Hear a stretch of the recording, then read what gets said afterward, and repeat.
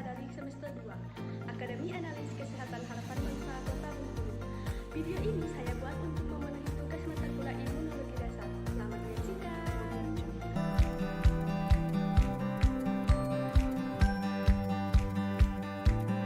Oke, dalam video ini saya akan menjelaskan dua materi. Materi yang pertama yaitu antigen dan antibodi. Untuk materi yang kedua yaitu fagositosis. Selamat menyaksikan.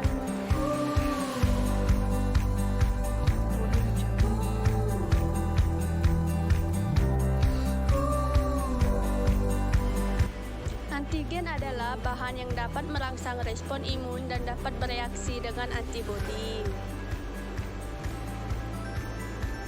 Jenis antigen. 1. Imunogen adalah bahan yang dapat merangsang respon imun. 2. Hapten adalah molekul kecil bagian dari antigen yang dapat mengaktifkan antibodi apabila bergabung dengan pembawa yang memiliki molekul besar, seperti protein, yang mungkin menjadi salah satu yang tidak mendapatkan respon kekebalan tubuh dengan sendirinya. Antibodi. Antibodi adalah protein serum yang mempunyai respon imun atau kekebalan pada tubuh yang mengandung imunoglobin atau Ig.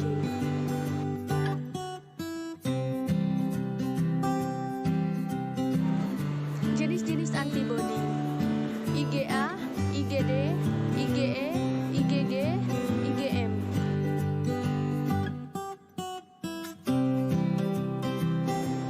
Imunoglobin A.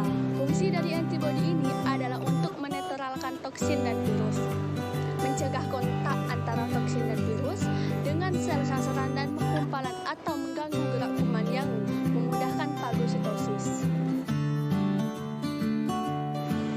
Imunoglobin D mempunyai aktivitas antibodi terhadap makanan dan autoantigen.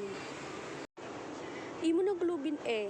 Kadar antibodi ini akan meninggi pada beberapa gangguan seperti alergi, infeksi cacing, skistosomiasis, dan trichinosis.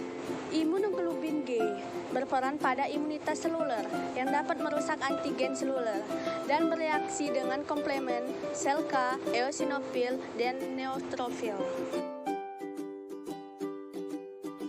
Imunoglobin M fungsinya adalah mencegah gerakan mikroorganisme antigen yang memudahkan fagositosis dan agglutinosis kuat terhadap antigen. Reaksi antigen dan antibodi. Dalam reaksi ini, epitope antigen bereaksi dengan paratofas. Antibodi membentuk antigen antibodi kompleks. Meskipun hal ini sangat spesifik, mereka melakukannya melalui salah satu dari langkah-langkah berikut ini. A. Agglutinasi. Proses ini bekerja dengan cara antibodi dan antigen bersatu, yang kemudian dihancurkan oleh fagosit. B. Presipitasi. Proses ini bekerja dengan cara antigen larut dan dihancurkan oleh fagosit. C. Opsonisasi. Proses ini bekerja dengan cara antibodi yang dilapisi di permukaan mikroba. Setelah antigen dikunci dalam ini, membuatnya lebih rentan terhadap fagositosis. D. Netralisasi. Bekerja dengan cara antibodi menghadap atau menetralkan bahan kimia berbahaya yang dihasilkan oleh antigen, lalu dihancurkan lagi oleh fagositosis. D. Aktivitas komplemen. Bekerja setelah mekanisme kunci telah cocok sempurna. Dengan demikian, antigen maupun antibodi akan mati dan dimakan oleh fagosit. Oke, materi yang kedua yaitu fagositosis.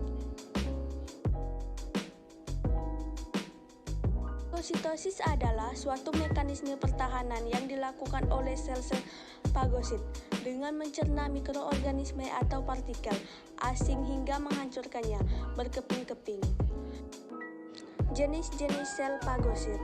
1. Fagosit monokuler. Contoh, monosit. Monosit, makrofag atau di jaringan. 2. Fagosit polimorfonukuler. Contoh, granulosit. Terbagi menjadi neutrofil, eosinofil, basofil. dan sel lemas di jaringan. Proses fagositosis. 1. Perkenalan. 2. Pergerakan kemotoksis. 3. Perlekatan adhesi. 4. Penelanan digesti. 5. Pencernaan digesti. 6. Pengeluaran releasing. 1. Pengenalan. Proses mikroorganisme atau partikel asing yang terdeteksi oleh sel fagosit. 2. Pergerakan atau kemotoksis. Sel fagosit akan bergerak menuju mikroorganisme atau partikel asing tersebut. Partikel tersebut mengeluarkan semacam zat chemoattractant seperti kemokin yang dapat memikat sel fagosit. 3. Perlekatan atau adhesi.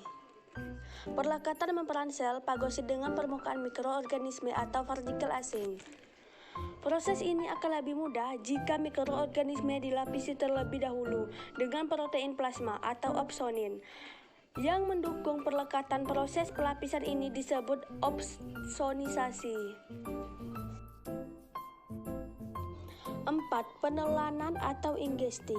Sel fagosit akan menyelubungi seluruh permukaan mikroorganisme dan menelannya ke dalam sitoplasma. Mikroorganisme tersebut akan berkurung di dalam kantung yang disebut fagosom.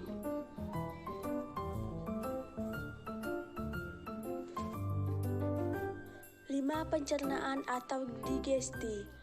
Fagosom atau di dalam sitoplasma, fusi, lisosom, lalu membentuk fagolisosom. Lisosom berisi enzim-enzim penghancur, lalu mencerna seluruh permukaan mikroorganisme. Sebagian epitot atau bagian dari partikel akan berikatan dengan sebuah molekul kompleks yang bertugas mempresentasikan epitop ke permukaan. Molekul ini dikenal dengan MHC atau Major Histostability Complex untuk dikenali oleh sistem asing. 6. Pengeluaran atau releasing. Produk sisa partikel asing yang tidak dicerna akan dikeluarkan oleh sel fagosit.